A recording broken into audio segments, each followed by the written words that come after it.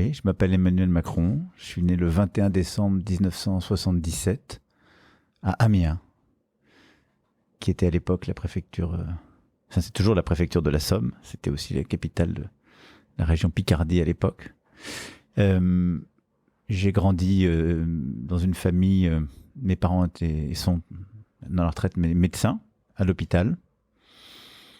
J'ai eu une enfance très heureuse, une scolarité à Amiens. Je suis parti d'Amiens ensuite pour aller à Paris, faire des études supérieures. Et ensuite, je suis devenu haut fonctionnaire. Je suis rentré au ministère des Finances, en ayant fait à la fois de l'économie, de la philosophie et l'ENA avant. J'ai été très heureux pendant 5 ans au ministère des Finances comme haut fonctionnaire. Ensuite, je suis allé dans le secteur privé pendant près de 4 ans à la Banque Rothschild, où j'ai fait des fusions-acquisitions. Et je me suis toujours intéressé, depuis même avant tout cela, à la chose publique. Et je me suis engagé dans la campagne de François Hollande à ses côtés. Je suis donc devenu un de ses collaborateurs en 2012.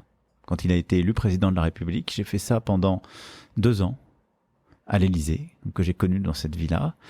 Je suis ensuite parti, puis j'ai été rappelé pour être ministre de l'économie et de l'industrie et du numérique.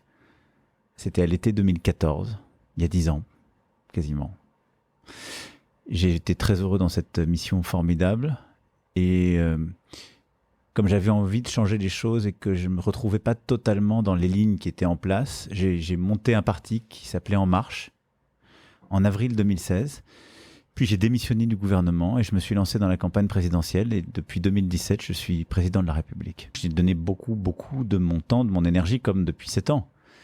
Parce qu'à côté de ce parcours, je dirais, officiel d'études et de travail, je suis marié depuis 2007. Ça fait plus longtemps que je connais mon épouse, Brigitte. Et j'ai aussi, par elle et grâce à elle, 3 grands-enfants et 7 petits-enfants. Et donc tout ça, je dis ça parce que c'est une part de ce qui a constitué cette vie et aussi beaucoup de sacrifices que je leur ai imposés. Mais j'ai cru tout de suite qu'on pouvait changer les choses. Et je crois qu'on peut toujours changer les choses.